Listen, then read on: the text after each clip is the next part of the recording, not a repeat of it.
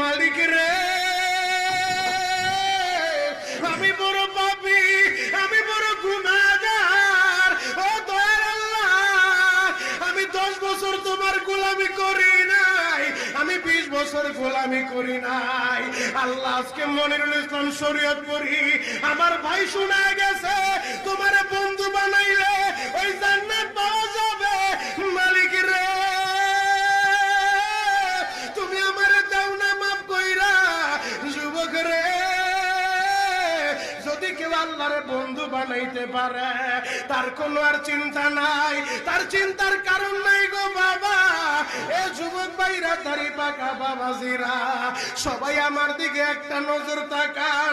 এই যে দেখেন আমি হাতের ভিতরে আহারের টিস্যু দিয়া কাপড়ের মতো একটা দৃশ্য বানায় ফেললাম। এমন একটা কাপড় আপনার শরীরে একদিন